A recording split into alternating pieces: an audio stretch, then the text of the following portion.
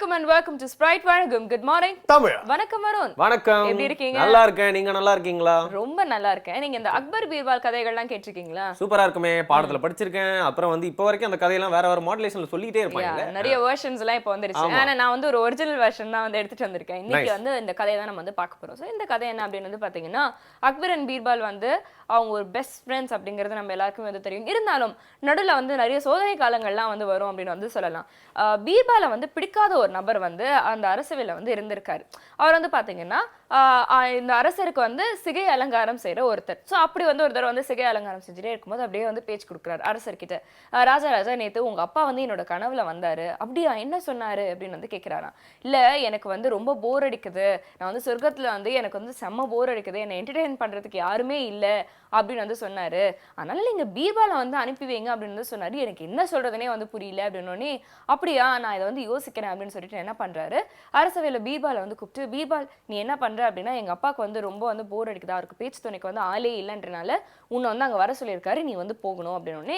இவர் என்ன சொல்லியிருக்காரு, கொஞ்சம் கூட தயங்காம, கண்டிப்பா ராஜா உங்களுக்காக நான் இதை கூட செய்ய மாட்டேனா, ஆனா ஒரு சின்ன வேண்டுகோள் அப்படின்னு கேட்டிருக்காரு. என்ன வேண்டுகோள் அப்படின்னா, ஒரு வாரம் கழிச்சு நான் போலாமா அப்படின்னு கேட்டிருக்காரு. ஓகே கிராண்டட், ஒரு வாரம் கழிச்சு வா, நாங்க உனக்கு எல்லா வசதிகளும் பண்ணி உன்னை அங்க அனுப்பி வைக்கிறோம் அப்படிங்கிற மாதிரி சொல்லிடுறாரு. இவர் கிளம்பி போயிடுறாரு.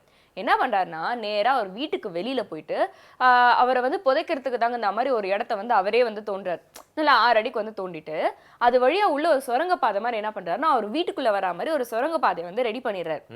எல்லாம் ரெடி பண்ணிட்டு ஒரு வாரம் கழிச்சு போறாராம். போயிட்டு அரசவையில ராஜா பார்த்து, ராஜா நான் போறேன், ஆனா ஒரு சின்ன வேண்டுகோள் என்ன அப்படின்னு பாத்தீங்கன்னா, எங்களுடைய குல வழக்கப்படி எங்க வீட்டுக்கு வெளியில தான் புதைக்கணும், உயிரோட தான் அதுவும் புதைக்கணும், என்னை நீங்க கொல்லலாம் கூடாது, உயிரோட என்னை புதைச்சு மண்ணு போட்டு மூடிடணும், இதுக்கு ஓகேனா நான் போறேன், ஓகே நோ ப்ராப்ளம் அப்படின்னு சொல்லிட்டு நேரா போறாங்க. அவர் வெட்டி வச்சிருந்த அந்த குழியிலேயே பாத்தீங்கன்னா அவரை படுக்க வச்சுட்டு மண்ணு போட்டு மூடிடுறாங்க. உடனே இவர் என்ன பண்றாரு, அந்த சுரங்கப்பாதை வழியா அவரோட வீட்டுக்கு போயிட்டு வீட்லயே ஒரு 6 மாசம் யாருக்கும் தெரியாம மறைஞ்சிருக்காங்க. 6 மாசம் கழிச்சு என்ன பண்றாங்கன்னா, திடீர்னு ஒரு நாள் அரசையில நின்னோன்னு எல்லாருக்கும் பயங்கரமான ஷாக்கா, நீ எப்படி உயிரோட வந்த அப்படின்னு. இல்ல நான் 6 மாசம் ராஜாவோட அப்பா கூட தான் செலவிட்டேன், ரொம்ப சந்தோஷமா இருந்தாரு, ஆனா இப்போ அவருக்கு பாத்தீங்கன்னா கொஞ்சம் போர் அடிச்சிருச்சு, அதனால நீ வந்தது போதும்பா அப்படின்னு சொல்லிட்டு என்னை உங்களுக்கு சேவை செய்யறதுக்கு அனுப்பி வச்சுட்டாரு.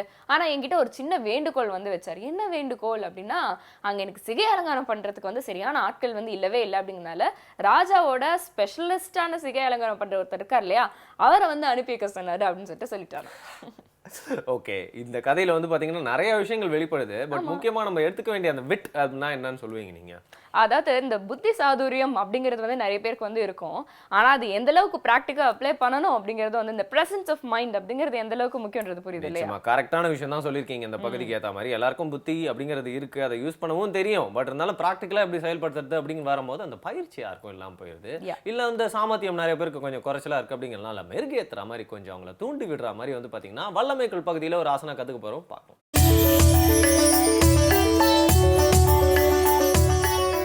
அனைவருக்கும் என் இனிய காலை வணக்கம்.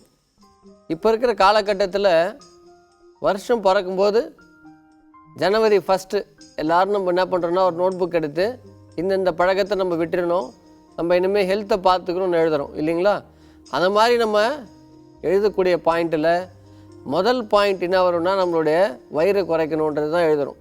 இன்றைக்கி நம்ம பார்க்கக்கூடிய இந்த யோகா கூட உங்களுடைய வயிறை குறைக்கக்கூடிய ஒரு யோகாவும், உங்களுடைய ஷோல்டர்ஸ் நல்லா பவர் கிடைக்கும், அப்படிப்பட்ட யோகா தான் நம்ம இன்றைக்கி பார்க்குறோம். இன்றைக்கி நம்ம பார்க்க போகிற யோகா பேர் டால்ஃபின் பிளாங்க் போஸ். அப்படி இருக்கக்கூடிய ஒரு யோகாவை நம்ம இன்றைக்கி பார்க்க போகிறோம். அந்த யோகாவை நம்ம பண்ணும்போது ஷோல்டர் நல்லா பவர்ஃபுல் ஆகும். நீங்கள் அதை ஸ்டேஜ் பை ஸ்டேஜாக பண்ணால் போதும். நீங்கள் இதை பார்த்துட்டு ஃபுல் ஸ்டேஜாக பண்ணணுன்றது அவசியம் இல்லை. நம்மளே கூட இன்றைக்கி இந்த யோகா ஒரு 3 ஸ்டேஜாக பண்ண போகிறோம். அது எப்படி பண்ணணுன்றதை இப்போ நம்ம பார்க்கலாம். உங்கள் போஸ்டருக்கு வாங்க.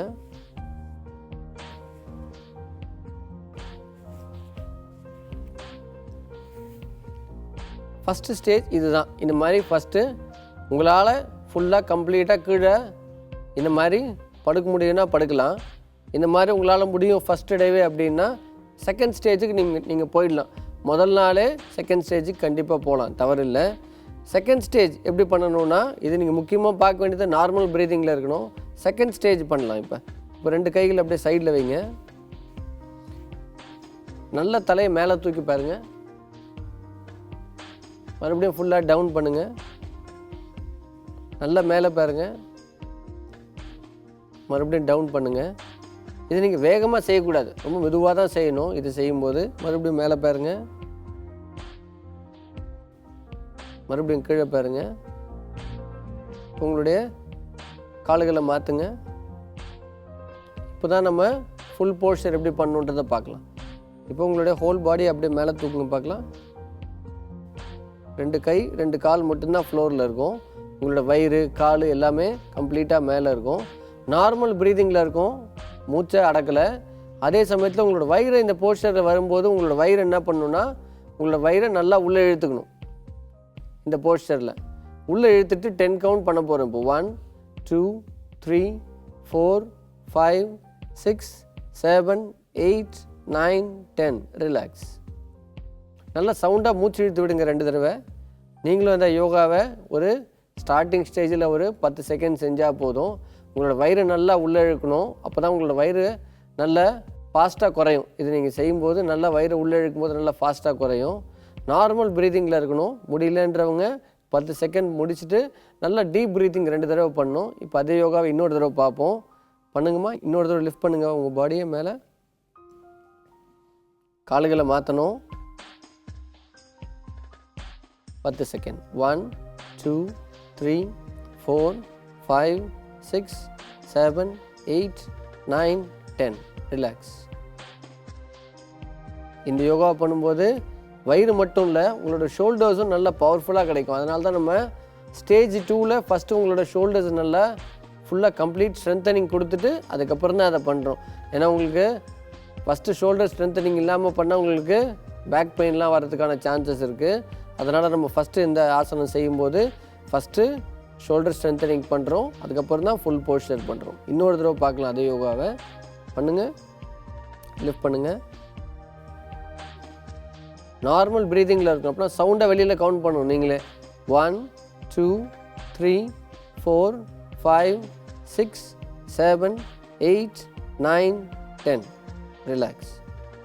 நார்மலாக உட்காந்துருங்க பார்க்கலாம். டர்ன் பண்ணி உட்காந்துருங்க. இன்றைக்கி நம்ம பார்த்த இந்த டால்ஃபின் பிளாங்க் போஸ் அப்படி இருக்கக்கூடிய இந்த யோகா வந்து உங்களுடைய லிஸ்ட்டில் இருக்கக்கூடிய முதல் விஷயம் நம்ம பார்த்தோமே, உங்களுடைய வயிறை குறைக்கிறது. இந்த யோகாவை நீங்கள் செய்யும்போது நல்லா உங்களோட வயிறு கம்ப்ளீட்டாக குறையும். தினமும் செய்யணும்.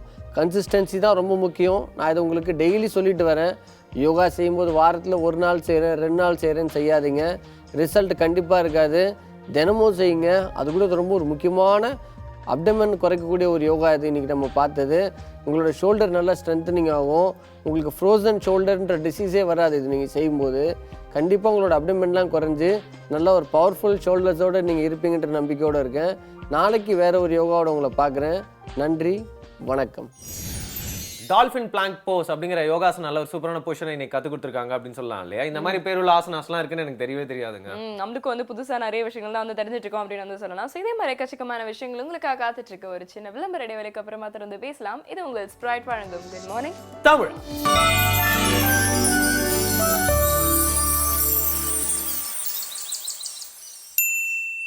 Welcome back. இது உங்கள் ஸ்ப்ரைட் வழங்கும் குட் மார்னிங் தமிழா. இந்த ரிசர்ச்லாம் வந்து பண்ணிட்டு அந்த ரிசல்ட் எல்லாம் வந்து சொல்லுவாங்க பார்த்தீங்களா, சில நேரங்கள் வந்து ரொம்ப வியக்கத்தக்க வகையில் வந்து இருக்கும்.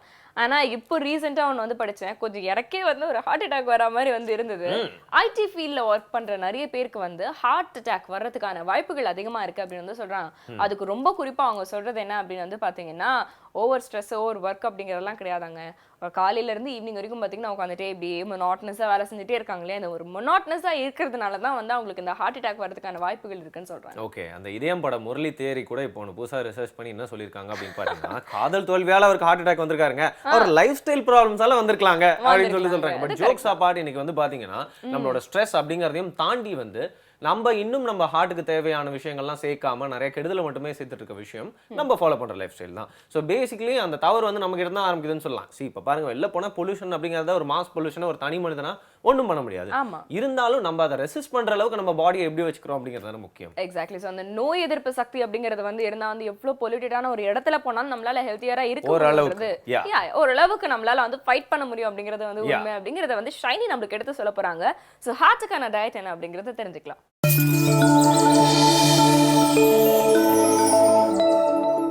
ஹாய், நம்ம ஹார்ட் ஹெல்த்தி டயட்டை பற்றி பார்த்துட்டு வரோம் இல்லைங்களா. ஸோ ஹார்ட் ஹெல்த்தி டயட் அப்படிங்கிறப்போ நேற்று நம்ம பார்த்தது என்னென்னா whole grains, fruits and vegetables, அதுக்கப்புறம் omega-3 ஃபேட்டி ஆசிட்ஸ் ஜாஸ்தி இருக்கிற ஃபிஷ்ஷஸை பற்றி பார்த்தோம். ஸோ அதோடைய கண்டினியூஷனாக இன்றைக்கி நம்ம இன்னும் ஒரு 2-3 நியூட்ரியன்ஸை பற்றி பார்க்க போகிறோம். டெய்ரி ப்ராடக்ட்ஸ் இதையுமே வந்துட்டு நம்ம மைண்டில் வச்சுக்கிறது ஒரு இம்பார்ட்டண்ட்டான விஷயம். பிகாஸ் டெய்ரி ப்ராடக்ட்ஸ் அப்படிங்கிறப்போ அது ரொம்ப ஹோல் ஃபேட்டாக இருக்கிற டெய்ரி ப்ராடக்ட்ஸ் கிடையாது. என்ன அட்வைஸ் பண்ணுறாங்க நமக்கு வந்து மெடிக்கல் அசோசியேஷன்ஸ் எல்லாம் என்ன அட்வைஸ் பண்ணுறாங்கன்னு பார்த்தீங்கன்னா லோ ஃபேட் இல்லாட்டி பார்ஷியல் ஃபேட் அந்த மாதிரி இருக்கிற டைரி ப்ராடக்ட்ஸ் இன்க்ளூட் பண்ணுறது அவசியம்.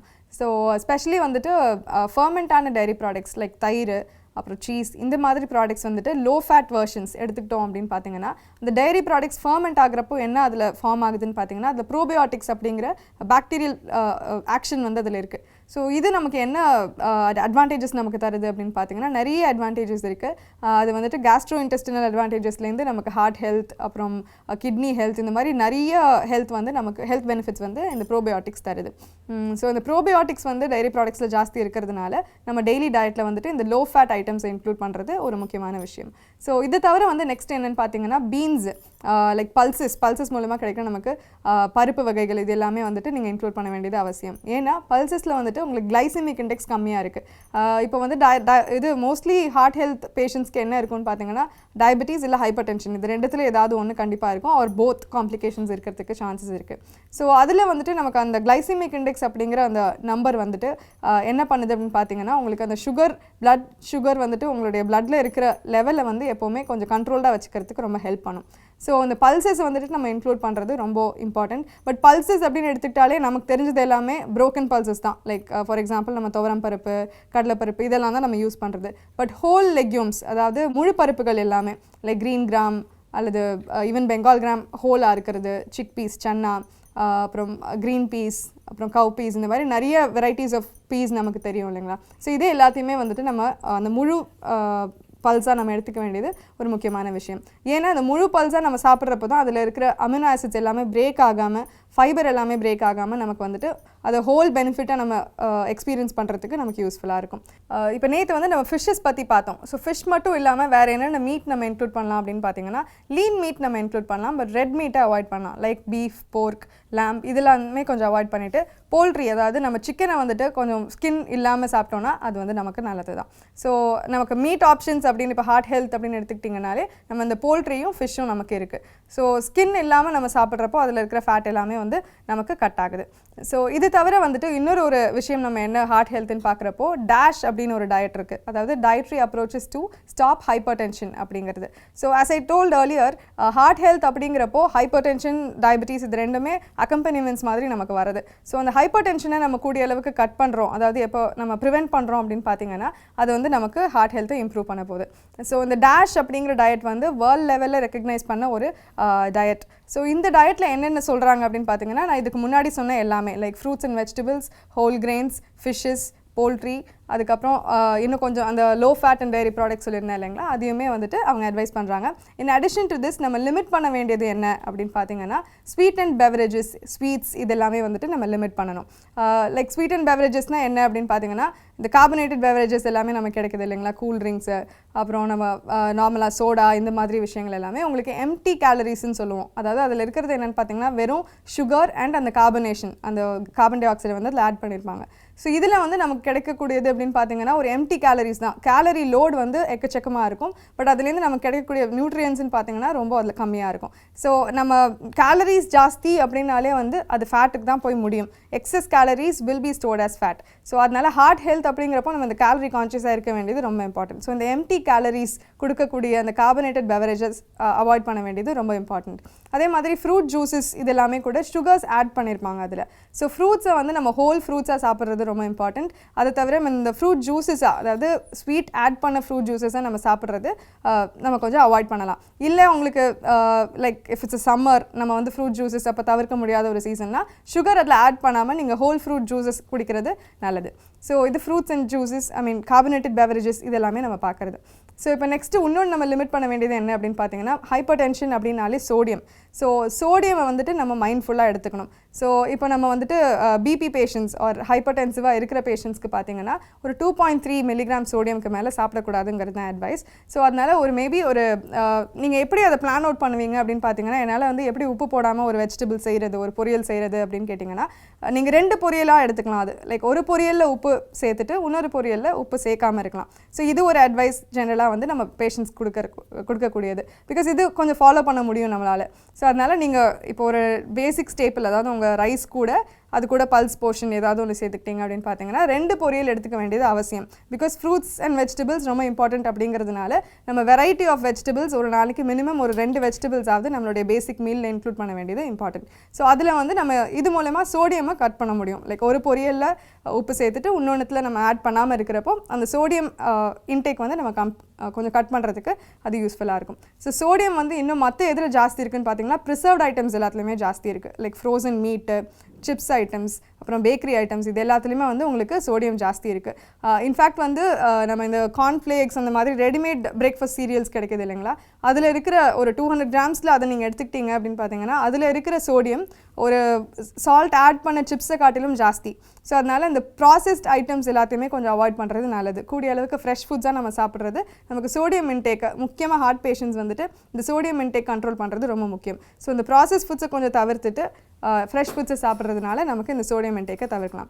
ஸோ இந்த மாதிரி டேஷில் சொல்கிற விஷயங்கள் இதுதான். Dietary approaches to stop hypertension அப்படிங்கிற ஒரு டயட்டில் வந்து என்ன சொல்கிறாங்க அப்படின்னு பார்த்தீங்கன்னா, இந்த whole grains, fruits and vegetables, fishes, poultry, அப்புறம் dairy products, fat free dairy products, இதை நம்ம இன்க்ளூட் பண்ணிவிட்டு கூடவே இதை நம்ம லிமிட் பண்ணணும். என்னென்ன லிமிட் பண்ணணும்னா sugars, sweet and beverages, sodium, அப்புறம் ஆல்கஹால். அஃப்கோர்ஸ் ஆல்கஹால் நம்ம லிமிட் பண்ண வேண்டிய கட்டாயம் இருக்குது. ஸோ இது எல்லாத்தையும் நம்ம ஃபாலோ பண்ணி நம்ம ஒரு டெய்லி டயட்டில் நம்ம அதை கொண்டு வந்தோம் அப்படின்னு பார்த்தீங்கன்னா டெஃபினட்டாக நம்ம ஃபேமிலி ஹார்ட் ஹெல்த்தியாக இருக்கும். ஸோ இதே மாதிரி இன்னொரு இன்ஃபர்மேஷனோட நான் உங்களை சந்திக்கிறேன். தொடர்ந்து ஹார்ட் பற்றி இன்றைக்கும் நிறைய விஷயங்கள் நம்மளோட ஷைனி நம்மளுக்கு சொல்லிட்டாங்க. நம்ம பாடியில் இருக்க எல்லா பார்ட்டும் சரி, நம்மளோட தன்மைகள் எல்லாமே வந்து பார்த்தீங்கன்னா சேர்ந்து ஏஜ் ஆகணும். ஒன்று வந்து பார்த்தீங்கன்னா கொஞ்சம் ஸ்பீடாக ஏஜ் ஆகுறது, இன்னொன்று கொஞ்சம் யங்காக இருக்கிறது அப்படிங்கிறது பாடியோட பேலன்ஸ்க்கு செட் ஆகுது. அதில் மெயினாக பிறந்ததுல வந்து துடிச்சிக்கிட்டே இருக்க அந்த ஹார்ட் அப்படிங்கிறது எப்பவுமே பம்ப் பண்ணிட்டு இருக்க ஒரு மிஷினாக இருக்கிறதுனால அதை நம்ம பார்த்துக்க வேண்டிய விஷயம் அப்படிங்கிறது வந்து நிறைய எக்ஸ்ட்ரா கேர் கொடுக்க வேண்டியிருக்கு.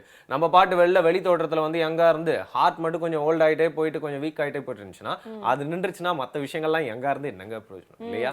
நீங்க இதெல்லாம் சொல்லிட்டே இருக்கீங்க, parallel எங்க மைண்ட் எங்க தெரியுமா ஓடிட்டு இருக்கு, இந்த ஹார்ட் ஷேப் இப்படி வரது தான் வந்து உலகத்திலே லேசியான ஒரு பர்சனா வந்து இருப்பாங்கன்னு நினைக்கிறேன். இவ்வளவு காம்ப்ளிகேட்டடான ஒரு ஸ்ட்ரக்சரை, உண்மையான 2 ஹார்ட் இருக்குல்லங்க, அது ரெண்டும் இணையும் போது எப்படி இருக்குன்னு ஒருத்தர் ஓவியர் வரைஞ்சிருக்காரு.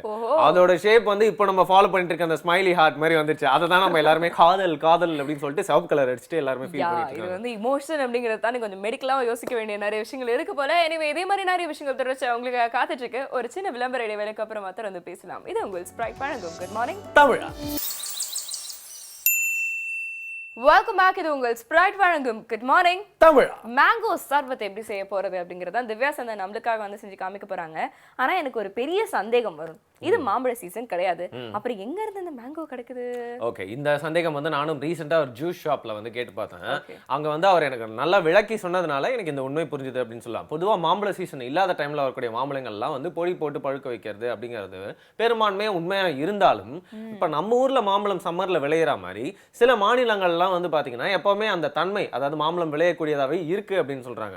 சோ அந்த மாதிரி பழங்கள்லாம் வந்து எப்பயா ரேரா நம்மளுக்கு கிடைக்கும். சோ நம்மளுக்கு பொடி போட்டது எது, நேச்சுரலா பழுத்தது எது அப்படிங்கறத பிரிச்சு பார்க்க தெரிஞ்சா நம்ம மாம்பழம் எந்த சீசன்ல வேணா வாங்கி சாப்பிடலாம். பட் பொதுவா என்ன சொல்லுவாங்க அப்படின்னா, ஆஃப் சீசன் மாம்பழம் கிடைச்சா அதை வந்து மோஸ்ட்டும் மாம்பழத்தை தவிர்த்துருங்க அப்படின்னு சொல்லுவாங்க. அந்த ஃபிஷ்ஷும் மாம்பழமும் ஒரே மாதிரி தான், கிடைச்சப்பலாம் நம்ம உடனே சாப்பிடக்கூடாது, கொஞ்சம் பார்த்து ஆராய்ந்து அப்புறம் தான் வந்து செயல்பட வேண்டியதா இருக்கும். ஆனால் அந்த மாம்பழம் அப்படின்னு எடுத்துக்கிட்டீங்க அப்படின்னு வச்சுக்கோங்களேன், அதோட தன்மையில் இருக்கக்கூடிய விஷயங்கள்லாம் நம்ம சாதாரணமா ஒரு இனிப்பு இல்லை ஒரு டேஸ்ட் இல்லை முக்கணியில் ஒரு கனி அப்படிதான் சொல்றோம். ஆனா மூலிகைக்கு ஈக்குவலான ஒரு விஷயமா அந்த மாமரத்தையே வந்து பாக்குறாங்க அப்படின்னு சொல்லலாம். அதோட இலை, பூ, அதோட காம்பு எல்லாமே வந்து பாத்தீங்கன்னா நம்மளுக்கு வந்து ஏதோ ஒரு வகையில உபயோகமாகவும் மருத்துவத்தன்மை உள்ளதாகவும் இருக்கு அப்படின்னு சொல்றாங்க. எக்ஸாக்ட்லி. சோ இவ்வளவு நல்ல விஷயங்கள் இருந்தனால தான் பாத்தீங்கன்னா ஆஃப் சீசன்லயே ஒரு மாங்காயை தேடி கண்டுபிடிச்சு மேங்கோ சர்பத் செய்ய வராங்க. பார்க்கலாம்.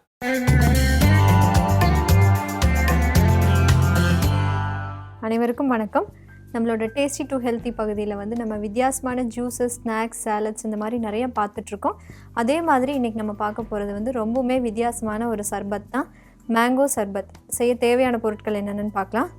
Mango, green grapes, lettuce, lemon juice, sabja seeds, salt. இப்போ பொதுவாகவே பார்த்திங்கன்னா நம்ம மேங்கோ அப்படின்னு எடுத்துட்டோம்னா நார்மலாக வந்து ஒரு பச்சடியாவோ இல்லை வந்து நார்மலாக ராவாவோ தான் எடுத்துக்குவோம். இந்த மாதிரி ஒரு சர்பத் கூட ஒரு புளிப்பு டேஸ்ட்டில் ஒரு டிஃப்ரெண்ட்டான டேஸ்ட்டில் நம்ம பண்ணலாம். இதை எப்படி பண்ணுறதுன்ட்டு பார்க்கலாம்.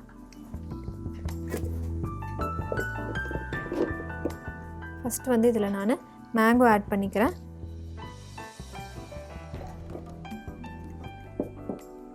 அப்புறம் lettuce, green grapes, seedless grapes எடுத்துக்கோங்க. தென் வந்து லைம் ஜூஸ்,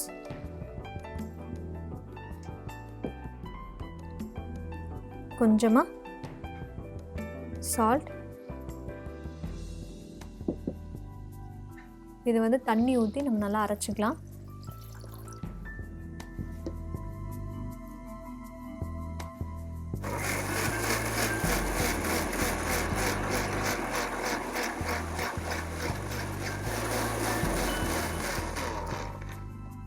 இதை வந்து ஃபில்ட்ரு பண்ணிக்கலாம். இப்போ மேங்கோலேயே ஆல்ரெடி வந்து புளிப்பு இருக்கும், ஸோ அதனால் வந்து லைம் ஜூஸ் கம்மியாக ஆட் பண்ணால் போதும்.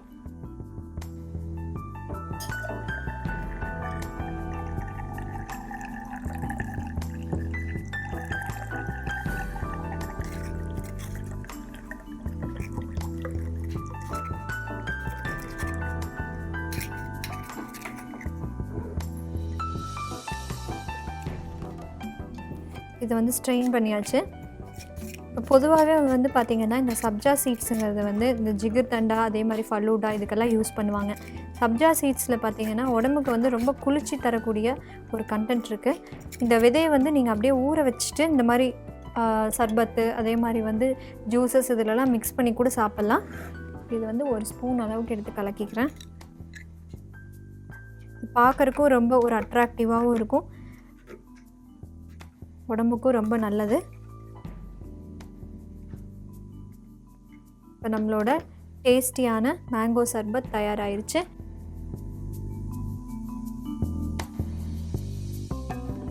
கண்டிப்பாக நீங்களும் இந்த சர்பத் உங்கள் வீட்டில் ட்ரை பண்ணி பாருங்கள். மீண்டும் நாளை வேறொரு வித்தியாசமான உணவுடன் சந்திக்கிறேன். நன்றி, வணக்கம். சர்பத் பல வகைப்படும், அதில் சிறந்தது இந்த மேங்கோ சர்பத் அப்படிங்கிற மாதிரி இன்னைக்கு ஒரு சிறப்பான சீசனல் ஃப்ரூட்டை பற்றின ஒரு சர்பத் சொல்லிட்டு போயிட்டாங்க. பட் எப்பவுமே வந்து எப்பயாவது ஒரு கிடைக்கிற விஷயத்தோட அருமை வந்து அதை குடிக்கிறப்ப தான் புரியும் அப்படின்னு சொல்லுவாங்க. அந்த மாதிரி ஒரு எக்ஸ்க்ளூசிவ் ட்ரிங்க் தான் இது. But all you get a chance, நீங்கள் வந்து உங்ககிட்ட மேங்கோ கிடச்சுன்னா அது நல்ல மாம்பழமாக இருந்தாலும் இந்த மாதிரி சர்பத் ட்ரை பண்ணி பார்த்துட்டு எங்களுக்கும் நீங்கள் வந்து கொடுக்கலாம். அதை வந்து எப்படி எதாவது சௌமியா உங்களுக்கு எதாவது வழி தெரியுமா? பார்சல் அனுப்ப சொல்லிடலாமா அவங்கள? எதுக்குங்க இந்த வேண்டாத வேலை? மாங்காய் வந்து கிடைக்கிறதே ஒரு பெரிய விஷயம். இல்லை, அது மட்டும் இல்லாமல் நம்ம பேசுறதை பார்த்து ஏதாவது வந்து கடுப்பாயிட்டு அவங்க வந்து பார்சல்ல வேற ஏதாவது அனுப்பிட போறாங்க. இல்ல வேணாம். அதனால நான் என்ன சொல்றேன் அப்படின்னா, மாங்காய் கிடைக்கலன்னா வந்து மா இலைகளை வந்து ஒரு தோரணமா வந்து பாத்தீங்கன்னா வீட்டு வாசல்ல வந்து கட்டுவாங்க. அது வந்து ஒரு நல்ல விஷயம், ஒரு பாசிட்டிவிட்டியை வந்து கிரியேட் பண்ணக்கூடிய ஒரு விஷயம். பிளஸ் வேப்பிலைக்கு வந்து ஈக்குவலா வந்து பாத்தீங்கன்னா வந்து இந்த ஜெர்ம்ஸ் எல்லாம் வந்து அட்ராக்ட் பண்ற ஒரு சக்தி கூட இருக்கு அப்படின்னு வந்து சொல்றாங்க. சோ அது கூட வந்து முயற்சி பண்ணலாம் இல்லையா? நிச்சயமா. அப்ப வந்து மாம்பழம் கிடைக்கலன்னா மாம்பழம் இலையில குளிங்க அப்படிங்கிறாங்க சௌமியா. பட் இதே மாதிரி நிறைய வேல்யூ ஆடட் இன்ஃபர்மேஷன்லாம் வந்துட்டே இருக்கு. அதை பார்க்கறதுக்கு முன்னாடி ஒரு சின்ன பிரேக் எடுத்து. இது உங்கள் ஸ்ப்ரைட் வழங்கும் குட் மார்னிங் தமிழ்.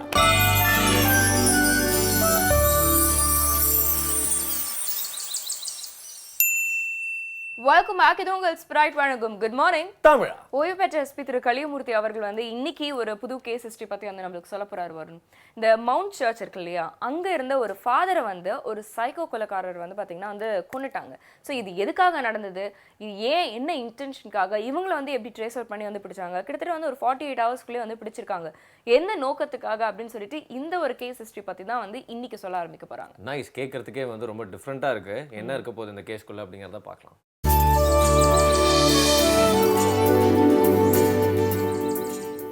அனைவருக்கும் வணக்கம். இன்று நான் உங்களிடம் சொல்ல இருப்பது சென்ட் தாமஸ் மவுண்ட் என்ற சென்னையில் உள்ள அந்த இடத்திலே நடந்த ஒரு பாதிரியாரினுடைய கொலை வழக்கை பற்றி உங்களுக்கு நான் சொல்ல இருக்கின்றேன். நான் வந்து சென்ட் தாமஸ் மவுண்டில் துணை ஆணையராக சிறிது காலம் பணியாற்றினேன்.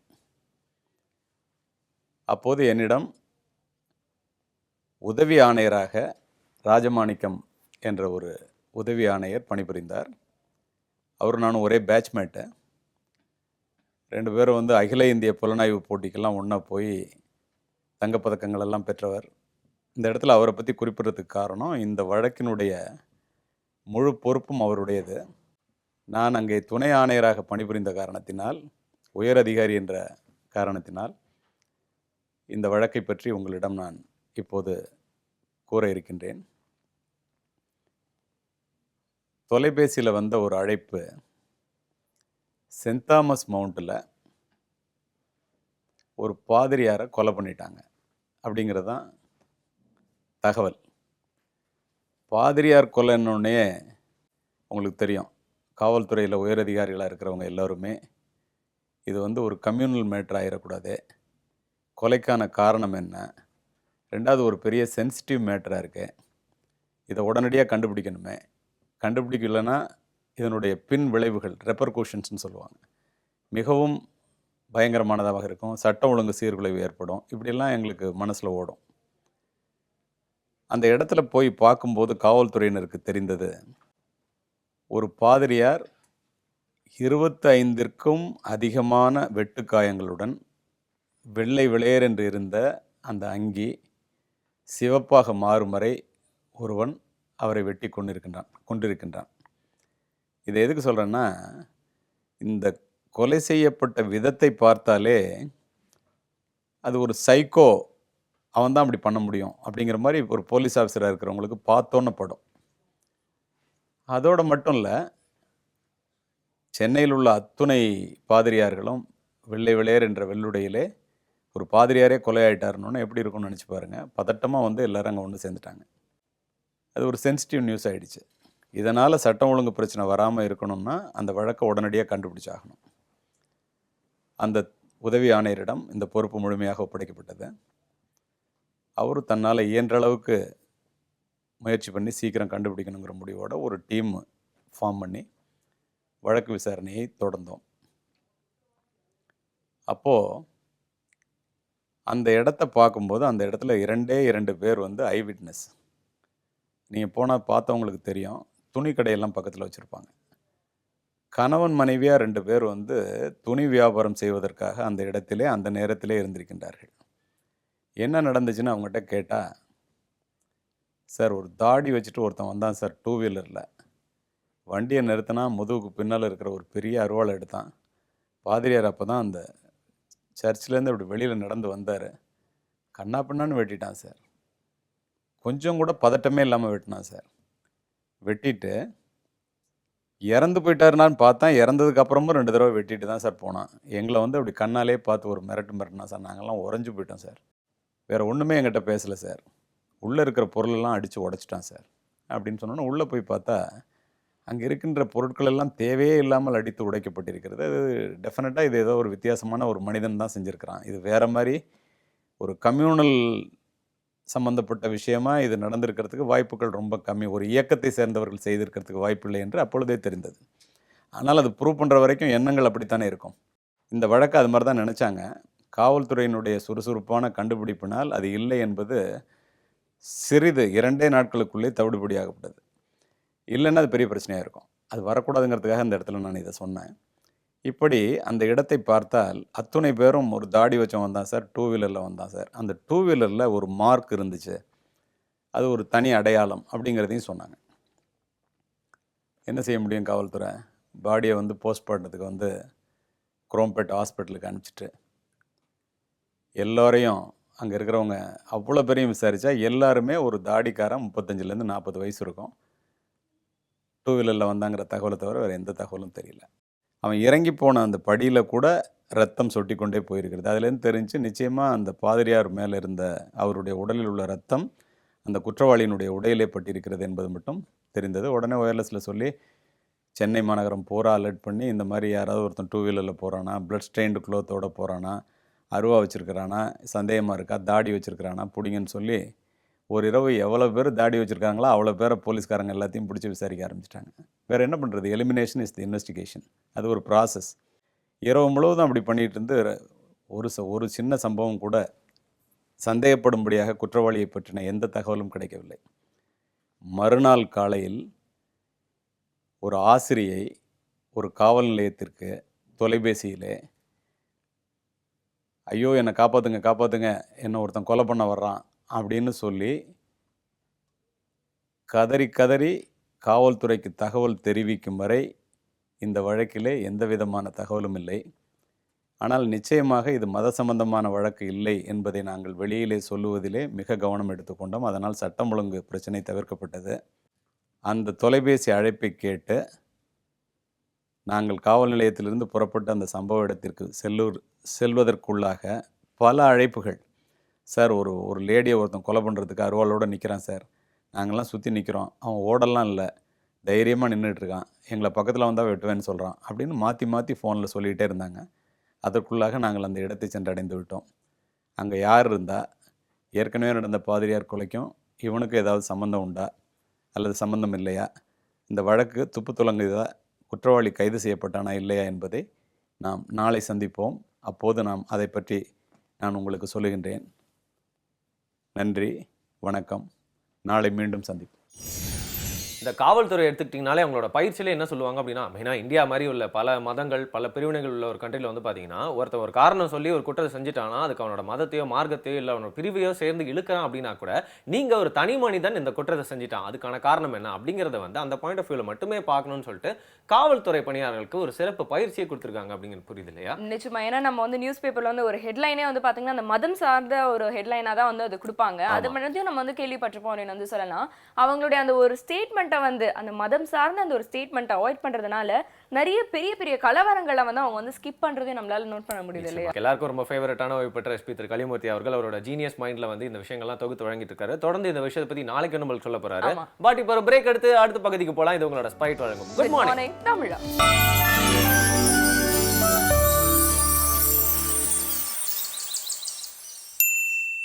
Welcome back. இது உங்கள் ஸ்பிரைட் வழங்கும் குட் மார்னிங் தமிழா. செய்தி துளிகள்ல என்ன மாதிரி நியூஸ் இன்னைக்கு காத்துட்டு வரும்? உலக சுத்தி எவ்வளவுதான் டெக்னாலஜி முன்னேற்றம் அடைஞ்சிட்டே இருந்தாலும், வர்ச்சுவல் ரியாலிட்டி வேர்ல்டுக்குள்ள நம்ம போயிட்டே இருந்தாலும், பண பிரச்சனை வந்தாலும் வந்து பாத்தீங்கன்னா மனிதம் இன்னைக்கும் வந்து வெவ்வேறு வடிவங்கள்ல வாழ்றது வந்து இன்னைக்கும் ஒரு ஆச்சரியக்குரியமான விஷயமா தான் நான் பாக்குறேன். அதை பத்தி தான் வந்து நிறைய நியூஸ் வச்சிருக்கீங்க அப்படிங்கிறது புரியுது. ஸோ செய்தி துளிகள்ல பார்க்கலாம்.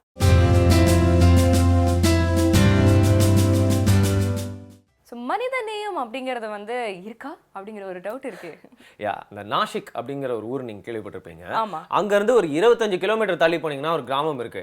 அந்த கிராமம் மட்டும் இல்லைங்க, ஒரு பானை சோத்துக்கு ஒரு சோறு பதம் மாதிரி வந்து பாத்தீங்கன்னா இந்தியாவில் இருக்க நிறைய கிராமங்கள்ல இன்னைக்கு வரைக்கும் கழிவறையே இல்லை. இதனால மிகவும் பாதிக்கப்படுறவங்க பெண்கள் தான், இளம் பெண்கள் தான் அப்படிங்கிற நிறைய பேருக்கு தெரியும் இல்லையா? அதாவது குடிநீரும் ஒரு சைடு ஒரு பெரிய பிரச்சனையா இருந்தாலும் இந்த கழிவறை அப்படிங்கிறது வந்து பாத்தீங்கன்னா ஒரு ஸ்டேட் ஆஃப் மைண்டே வந்து சிதைக்கக்கூடிய ஒரு பிரச்சனையா இருக்கு அப்படின்னு சொல்லலாம். அந்த ஊர்லயே அவங்க பழகி போயிட்டா பரவாயில்ல, பட் வேற ஒரு ஊர்ல போயிட்டு அவங்க முன்னேற்றமான வாழ்க்கையை வாழ்றதை பார்த்துட்டு திருப்பியும் தங்களோட ஊருக்கே வரும்போது வந்து நம்மளோட வாழ்க்கையில ஒரு முன்னேற்றமே இருக்காது. ஏன்னா ஒரு கழிவறையே இல்லை அப்படிங்கிற மாதிரி நிறைய பேருக்கு ஒரு கசப்பான மனப்பான்மை தான் ஏற்படும். இதை போக்கும் விதமா ஒரு தொண்டு நிறுவனம், அதாவது தன்னார்வ தொண்டு நிறுவனம் என்ன பண்ணியிருக்காங்க அப்படின்னு பார்த்தீங்கன்னா, இந்த நாசிக்ல இருந்து 25 கிலோமீட்டர் தள்ளி இருக்க அந்த ஒரு கிராமத்துக்காக வேர்ல்ட் டாய்லெட் டே அப்படிங்கிற ஒரு டே வந்து ரீசெண்டாக போச்சு. அன்னைக்கு தான் வந்து பார்த்தீங்கன்னா இன்டர்நேஷனல் மென்ஸ் டேவும். அன்னைக்கு அந்த வேர்ல்ட் டாய்லெட் டேல என்ன பண்ணியிருக்காங்கன்னா, அவங்களுக்காக அந்த ஒரு குறிப்பிட்ட கிராமத்துக்காக ஒரு பெரிய இன்டர்நெட் கேம்பெயின் பண்ணி இந்த கிராமத்தில் 42 வீடுகள் இருக்கு. இதுல ஒவ்வொரு வீட்டுக்கும் பாத்தீங்கன்னா அங்க வந்து கட்டுறதுக்காக, அதாவது கழிவறை கட்டுறதுக்காக இவ்வளவு பணம் தேவைப்படுது. ஸோ அதனால நீங்க பணம்லாம் கொடுக்க தேவையில்லைங்க, இந்த கழிவறைகளுக்கு தேவையான விஷயங்கள் எல்லாமே இந்த ஃபிளாசெட்லாம் இருக்கும்ல, அது மட்டும் நீங்க எங்களுக்கு வாங்கி அமிச்சா போதும் அப்படிங்கிற ஒரு கேம்பெயினை ரொம்ப தெளிவா அழகா எல்லாரும் இன்ஸ்பயர் பண்ற மாதிரி நடத்துனதுனால இன்னைக்கு அந்த கிராமத்துல வந்து பாத்தீங்கன்னா ஒரு வீட்டுல கூட கழிவறை இல்லாம இருக்கவே இல்லை அப்படின்னு வந்து சொல்லலாம். எக்ஸ்ட்ராவா பொது கழிவறை கட்டுற அளவுக்கு வந்து பாத்தீங்கன்னா உலகத்துல இருக்க நிறைய மூலையில இருக்கவங்கலாம் வந்து பாத்தீங்கன்னா ரொம்ப இன்ஸ்பயர் ஆகி அவங்களுக்காக வந்து அதை அனுப்பியிருக்காங்க அப்படின்னு சொல்லலாம். நல்ல விஷயம் தான் இல்லையா? சமீபத்துல கூட வந்து ஒரு திரைப்படம் வந்திருந்தது, ஒரு அரசியல் சார்ந்த ஒரு திரைப்படம். ஸோ அதுல வந்து கழிவறைகள் இல்லாத கிராமங்கள்ல வந்து எப்படி வந்து இருக்கு அப்படிங்கறத வந்து போற்றி பண்ணியிருந்தாங்க. பிளஸ் கவர்மெண்ட்டும் அதுக்காக வந்து நிறைய இனிஷியேட்டிவ் எடுத்தாலும் அது வந்து பொதுமக்களுக்கு போய் சேருதா, அது முழுசா போய் சேருதா அப்படிங்கிற ஒரு பெரிய பிரச்சனை வந்து முன் வச்சிருந்தாங்க அப்படின்னு வந்து சொல்லலாம். அதாவது பைப்பு மட்டும் தான் வருதான். எக்ஸாக்ட்லி. ஸோ அந்த மாதிரியான ஒரு நிலைமை வந்து மாறணும் அப்படிங்கிறதுக்காக வந்து நிறைய வந்து இப்போ திருப்பி வந்து கவர்மெண்ட் வந்து நிறைய ஸ்டெப்ஸ் வந்து எடுத்துட்டு இருக்காங்க. ஆனா நம்ம வந்து இந்த மாதிரி கிராமங்களை பத்தி வந்து பேசிட்டு இருக்கோம். நாசாக்கு வந்து ஸ்பேஸ் தான் வந்து முக்கியம், ஓகேங்களா? அதை யாராலையும் வந்து மாத்தவே முடியாது. அங்க போனாலும் நம்ம ஒண்ணு கட்டியே ஆகணுங்க. அதுதாங்க அங்க என்ன பண்ணிருக்காங்க அப்படின்னா, ஸ்பேஸுக்கு வந்து நம்ம வருஷக்கணக்கில் டிராவல் பண்றோமே, இதனால டைம் ரொம்ப வேஸ்ட் ஆகுதுப்பா. ஆனா நாங்க என்ன பண்ண போறோம் அப்படின்னா, ரொம்ப ஃபாஸ்டா அதுவும் ரொம்ப சீப்பா ரேட்ல வந்து பாத்தீங்கன்னா இங்க இருந்து ஸ்பேஸுக்கு வந்து டிராவல் பண்ணக்கூடிய ஃபிசிக்ஸ் லாவே வந்து பிரேக் பண்ணக்கூடிய ஒரு மெத்தடை வந்து அவங்க வந்து நடுவில் வந்து கண்டுபிடிச்சாங்க. அதை வந்து பார்த்தீங்கன்னா வந்து இம்ப்ளிமெண்ட் பண்ணாங்க எம் டிரைவ் அப்படிங்கிற ஒரு ப்ராஜெக்டில். அதுக்காக வந்து ஒரு ஸ்பேஸ் ஷட்டிலே வந்து அவங்க வந்து டிசைன் பண்ணாங்க. பட் அது ஒரு எபிக் ஃபெயில் அப்படின்னு சொல்லிட்டு அவங்களே தூக்கி வந்து ஓட வச்சுட்டாங்க. ஆனா ரீசெண்டா வந்து பாத்தீங்கன்னா அது அகைன் வந்து வேற சில மாடிஃபிகேஷன்ஸ்னால வந்து டெஸ்ட் பண்ணும்பொழுது ஒரு சின்ன பாசிட்டிவ் ரிசல்ட் வந்து அது கொடுத்துருக்கான். ஸோ இதே பாத்துல வந்து முயற்சி பண்ணி இன்னும் நிறைய இம்ப்ளிமெண்டேஷன்ஸ் வந்து பண்ணா கூடிய சீக்கிரத்துல வந்து பாத்தீங்கன்னா இங்க இருந்து பாத்தீங்கன்னா அது ஒரு 10 நிமிஷத்துல அங்க போயிடலாம்ப்பா அப்படின்னு வந்து சொல்ற மாதிரி வந்து ஸ்பேஸுக்கு வந்து போயிடலாம். அந்த அளவுக்கு வந்து பயங்கர ஒரு ஃபாஸ்டான ஒரு பிளேன் வந்து நாங்க வந்து இன்வென்ட் பண்றோம் அப்படின்னு வந்து சொல்லிட்டு இருக்காங்க. சரி அங்க ஃபாஸ்டா போறது இருக்கட்டும், முதல்ல இங்க மெட்ரோ ரயினா முடிங்கப்பா அப்படின்னு வந்து நம்மளுடைய மைண்ட் வாய்ஸ் கேட்கும். முடிஞ்சிடும், கவலைப்படாதீங்க. ஒரு பாயிண்ட் ஆஃப் டைம்ல நம்ம ஃபுல் மெட்ரோ ட்ரெயின்லேயே வந்து அப்படியே ஜேர்னி பண்ணிட்டு குட் மார்னிங் தமிழ் அப்படிங்கிற ஷோவே பண்ணலாம். அதுக்கான காலகட்டம் வந்து ரொம்ப கிட்டக்க தான் இருக்கு. கிட்ட தான் இருக்கு, டிக்கெட் வாங்குற காலகட்டம் ரொம்ப கிட்ட தான் இருக்கு அப்படின்னு சொல்லிட்டு நெக்ஸ்ட் வந்து பாத்தீங்கன்னா மகாராஷ்டிரால ஒரு மகான் பத்தி தான் வந்து சொல்ல போறேன். அவர் பேர் கூட தெரியாது. அவர் என்ன பண்ணியிருக்காரு அப்படின்னு பாத்தீங்கன்னா காஷ்மீர்ல நடந்துட்டு இருக்கு இல்லையா கலவரம், அங்க நிறைய மிலிட்டன்ட்ஸ்லாம் இருக்காங்க. அவங்க வந்து பாத்தீங்கன்னா தீவிரவாதிகளா மாறி அந்த கல்லெறிகிற போராட்டத்துல இருந்து கன் எடுத்து நம்மளோட மிலிட்டரி பீப்புளை சுடுற அளவுக்கு அவங்க வந்து தைரியமா இறங்கிட்டாங்க. அதனால அவங்களோட வாழ்க்கை என்ன இருக்குன்னு உங்களுக்கே தெரியும். அந்த பக்கம் கொஞ்ச நாள் இந்த பக்கம் கொஞ்ச நாள் அப்படின்னு ஓடிக்கிட்டே இருக்க வேண்டியதுதான். பட் அவங்களுக்குன்னு ஒரு ஃபேமிலி இருக்கு இல்லையா, அவங்க வந்து பாத்தீங்கன்னா இதை பத்தி எதுவுமே புரியாம ஒரு சாதாரண பீஸ்ஃபுல் லைஃப் வாழணும் அப்படின்னு நினைச்சிட்டு இருக்காங்க.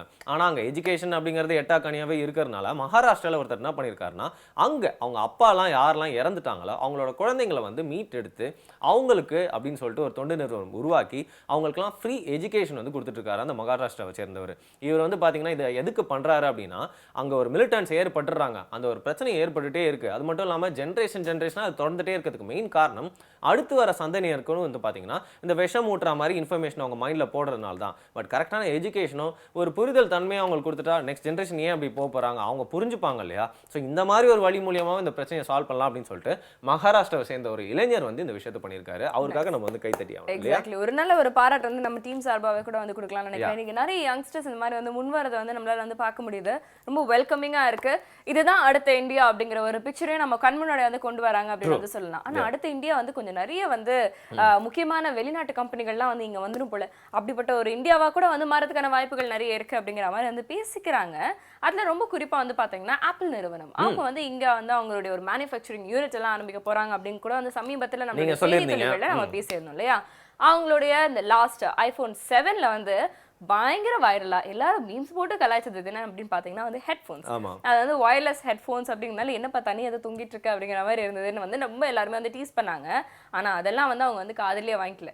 அடுத்த டெக்னாலஜிக்குள்ள அவங்க வந்து போயிட்டாங்க. அதாவது இது வரைக்கும் வந்து இல்லாத ஒரு சார்ஜிங் சிஸ்டம் தான் iPhone 8க்கு நாங்க வந்து லான்ச் பண்ண போறோம் அப்படின்னு வந்து சொல்லியிருக்காங்க. ஏற்கனவே வந்து பாத்தீங்கன்னா சாம்சங் வந்து ஜஸ்ட் அப்படியே வந்து ஒரு டிவைஸ் இருக்கும், அது மேல போன் வச்சாலே சார்ஜ் ஆகிற மாதிரி வந்து கொண்டு வந்துட்டாங்க. இதையும் மீறி அட்வான்ஸ் டெக்னாலஜில எப்படிப்பட்ட ஒரு சார்ஜிங் யூனிட் அவங்க கொடுப்பாங்க அப்படிங்க பயங்கரமான எதிர்பார்ப்புகள் வந்து இருக்கான். இன்னொரு பக்கம் வந்து 2 கிட்னி வைக்கணுமோ அப்படின்லாம் யோசிச்சு. ஆமாங்க, நம்மளுக்கு வந்து விலை மதிக்க முடியாத ஒரு விஷயத்தை வந்து கடவுள் கொடுத்துருக்காரு. இதை வந்து ஒரு சாதாரண ஒரு பொருளுக்காக விற்கணுமா அப்படிங்கிற மாதிரி ஒரு தாட் கூட வரக்கூடாது. நெக்ஸ்ட் நம்ம ஊர்ல நடந்த ஒரு அன்சங் ஹீரோ பத்தி தான் நான் வந்து சொல்ல போறேன். இதே மாதிரி ஒரு இளைஞர் என்ன பண்ணியிருக்காரு அப்படின்னு பாத்தீங்கன்னா ஒடிஷால அந்த மாவோயிஸ்ட் எக்ஸ்ட்ரீமிஸ்ட்லாம் நிறைய பேர் இருக்காங்க இல்லையா, அவங்கள கொஞ்சம் கொஞ்சமா வந்து பாத்தீங்கன்னா நம்மளோட ராணுவம் வந்து கட்டுப்படுத்திக்கிட்டே இருக்கு அப்படின்னு சொன்னா கூட இன்னும் அங்க இருக்க நிறைய பீப்புளை பிரெயின் வாஷ் பண்ணி இந்த மாதிரி எக்ஸ்ட்ரீமிசம்குள்ள வந்து தள்ளிட்டு இருக்காங்க அப்படிங்கிறத சொல்லலாம். ஆனா அங்க இருக்க பெண்கள் நிறைய பேருக்கு வந்து பாத்தீங்கன்னா மெயினா ட்ரைபல் வில்லேஜஸ் சார்ந்த அந்த பெண்களுக்குலாம் வந்து பாத்தீங்கன்னா ஒரு அவேர்னஸே வந்து இந்த கண்ட்ரியை பத்தி இல்ல, நாட்டு நடப்பு பத்தி எதுவுமே தெரியல அப்படிங்கறதுனால அவங்களுக்கு ஒரு தொழில் கத்து கொடுத்துட்டா பெண்கள் மூலியமா அந்த ஒரு சமூகத்துக்கு முன்னேற்றம் ஏற்பட்டுரும் அப்படிங்கறத தெரிஞ்சுக்கிட்டு அங்க நிறைய பேர் ஒரு இனிஷியேட்டிவ் எடுத்து அந்த ட்ரைபல் விமன் எல்லாம் கூட்டு வந்து சேல்ஸ் ரெப்ரசன்டேட்டிவா அவங்களுக்கு வந்து பயிற்சி கொடுத்துருக்காங்க. சேல்ஸ் அப்படிங்கறது வந்து பாத்தீங்கன்னா இங்க இருக்கவங்களாலே புரிஞ்சுக்க முடியல, அவங்க எப்படிப்பா அப்படின்னு நீங்க கேட்கலாம். ஆனா அவங்க அந்த பயிற்சிக்கு போய் கரெக்டா அதை கத்துக்கிட்டு இப்போ வந்து சேல்ஸ் அப்படிங்கிற விஷயத்தை வந்து வெவ்வேறு வகையில வந்து செய்ய ஆரம்பிச்சிட்டாங்களாம். கூடிய சீக்கிரம் இதே போக்குல போனா அவங்க வந்து ஷேர் மார்க்கெட்ல கூட வந்து விளையாடுவாங்க அப்படின்னு கூட வந்து சொல்றாங்க. ஸோ ஒரு இடத்துல இருக்கக்கூடிய ஒரு பிரச்சனையை வந்து ராணுவம் மூலியமா ஒழிக்கலாம் அப்படிங்கிறது கவர்மெண்டோட பார்வையில் படுற ஒரு தீர்வா தெரியலாம். பட் இந்த மாதிரி நிறைய விஷயங்கள் கூட இருக்கு அப்படிங்கிறத நிறைய இளைஞர்கள் இல்ல மாதிரி தொண்டு நிறுவனங்கள்லாம் வந்து யோசிக்கிறதுனால நம்மளுக்கு புரியுதுன்னு சொல்லலாம் இல்லையா.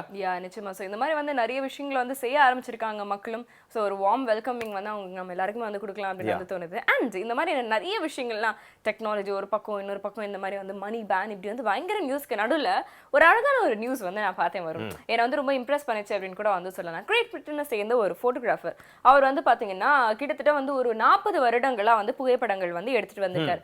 அவர் என்ன பண்ணியிருக்காரு, சரி ஏதாவது புதுசா பண்ணலாமே அப்படின்னு வந்து சொல்லிட்டு 30 வருடங்களுக்கு முன்னாடி அவர் எடுத்த புகைப்படங்களை வந்து ரீக்ரியேட் பண்ணியிருக்காரு. அதுவும் எப்படின்னா வந்து கப்பிள்ஸ் குழந்தைங்களெல்லாம் வந்து பீப்புள் எடுத்தார் இல்லையா, அந்த பிக்சர்ஸ் எல்லாம் வந்து அகெயின் அந்த நபர்களே வந்து தேடி கண்டுபிடிச்சு அதே இடங்கள்ல அவங்கள அதே மாதிரி போஸ்ட் பண்ண வச்சு வந்து எடுத்திருக்காரு. இதுல என்ன பியூட்டி அப்படின்னு வந்து பாத்தீங்கன்னா ரொம்ப யங் கப்பிளா வந்து அவங்க வந்து பாத்தீங்கன்னா வந்து அப்படி அன்யூன்யமா இருக்கிற மாதிரியான ஒரு பிக்சர். அதே வந்து அவங்க வந்து ஒரு 30 வருடங்கள் கழிச்சு வந்து கொஞ்சம் வந்து ஓல்ட் ஏஜ்ல இருக்காங்க. ஆனா அதே அந்யோன்யத்தோட அவங்க வந்து இருக்கிற மாதிரியான புகைப்படங்களை வந்து பார்க்கும்பொழுது வந்து ஓகே இந்த டைம் அப்படிங்கிறது தான் வந்து போகுமே தவிர்த்து அந்த அன்பு அப்படிங்கிறது அப்படியே இருக்கும் அப்படிங்கிறத போற்றி பண்ற மாதிரி இருந்தது அந்த புகைப்படங்கள் எல்லாம். இவ்வளவு சூப்பரான புகைப்படம்லாம் எடுக்கிறவங்க வந்து பாத்தீங்கன்னா அந்த புகைப்படம் அப்படிங்கிற ஒரு விஷயத்துக்கு உண்டான தன்மை அதோட வேல்யூவே வந்து அதிகப்படுத்திடுறாங்க அப்படின்னு வந்து சொல்லலாம் இல்லையா? நிச்சயமா அதுல பங்கு பெற்றவங்களுக்கு தான் தெரியும் அது எவ்வளவு பெரிய விஷயம் அப்படின்னு சொல்லிட்டு. அண்ட் இன்னைக்கு நான் உங்ககிட்ட வந்து ஒரு எழுத்தாளர் பத்தியும் ஒரு புத்தகத்தை பத்தியும் சொல்லி முடிக்கலாம் அப்படின்னு இருக்கேன். ஆனா கேரலினா அப்படிங்கிறது தான் இந்த புத்தகத்தோட பேரு. ஆனா கேரலினா அப்படிங்கிற புத்தகத்தை வந்து ரஷ்யாவை சேர்ந்த லியோ டால்ஸ்டாய் எழுதினாரு. அவரை பத்தின நம்மளுக்கு ஒரு இன்ட்ரடக்ஷனே தேவையில்லை. கிரேட்டஸ்ட் ரைட்டர் அப்படின்னு வந்து சொல்லலாம். வார் அண்ட் பீஸ் மாதிரியான புத்தகங்கள் கூட எழுதியிருக்காரு. 1877 இந்த ஆனா கேரனினா அப்படிங்கிற புத்தகத்தை வந்து ஒரு வெளியிட்டதுனால அதை வந்து எல்லாருமே வாங்கி படிச்சது மட்டும் இல்லாம உலக பிரசித்தி பெற்றதுக்கு மெயின் காரணமா வந்து அவர் எடுத்துக்கூடிய ஒரு சப்ஜெக்ட் தான் இந்த ரஷ்ய புரட்சி. அது மட்டும் இல்லாமல் அங்கே இருக்கக்கூடிய அரசியல் சூழ்நிலைகள்லாம் வந்து அந்த கதையில் பேரலாக வந்து பேக்ரவுண்டில் வந்துட்டே இருக்கும். மெயினாக இது வந்து பார்த்தீங்கன்னா ஒரு குடும்ப பெண்மணியை பற்றின ஒரு கதை தான். அவங்க வந்து ஒரு மேரிட் விமனாக இருக்காங்க. அவங்களுக்கு ஒரு பிரச்சனை வருது வாழ்க்கையில் நிறையா. அதை வந்து பார்த்துட்டு ஒருத்தர் அவங்க மேலே வருது காதல் கொள்றாரு. நீ உன்னோட கணவனை விட்டு வந்தீங்கன்னா நம்ம 2 பேரும் சேர்ந்து வாழலாம் அப்படின்னு சொல்றாரு. அதுக்கப்புறம் நடக்கக்கூடிய அந்த செயின் ரியாக்ஷனான விஷயங்கள் தான் வந்து பார்த்தீங்கன்னா ஆனா கேரனினா அப்படிங்கிற ஒரு புத்தகத்தில் வந்து சொல்லியிருக்காங்க. இந்த புத்தகத்தில் வந்து பார்த்தீங்கன்னா நிறைய விஷயங்கள் ரொம்ப ஃபேமஸாக இருந்தாலும் ஒரு ஃப்ரேஸ் வந்து பார்த்தீங்கன்னா ரொம்ப ஃபேமஸாக இன்னைக்கு வரைக்கும் அப்படின்னு சொல்லலாம். All families are equally happy and the reasons are same, but unhappy families have their own reasons அப்படின்னு சொல்றாரு. எல்லா குடும்பமே சந்தோஷமா இருந்தா அதுக்கு ஒரே காரணம் தான். ஒரு குடும்பத்திலயும் பிரச்சனை இருந்துச்சுன்னா அதுக்கு தனித்தனி காரணம் இருக்கு. அது அவங்க தான் சால்வ் பண்ணிக்கணும் அப்படிங்கிற ஒரு நல்ல விஷயம் இல்லையா? ஒரு நல்ல ஒரு புத்தகத்தை வந்து ரெஃபர் பண்ணியிருக்கீங்க. நிச்சயமா வந்து உங்களால முடிஞ்சா போய் அந்த புத்தகத்தை வந்து வாங்கி படிங்க. அது மட்டும் இல்லாம உங்களுக்காக ஒரு அழகான தாட் ஆஃப் டே காத்துட்டு இருக்கு. அதை பார்த்துட்டு இந்த நாள் ரொம்ப பாசிட்டிவா ஆரம்பிங்க. திரும்பவும் நாளை காலையில் உங்களை வந்து சந்திக்கிற வரைக்கும் விடைபெறுவது உங்களோட அன்பு நண்பர்களான வருண் மற்றும் சாமி ஆன் ஸ்பிரைட் வழங்கும் குட் மார்னிங் தமிழா.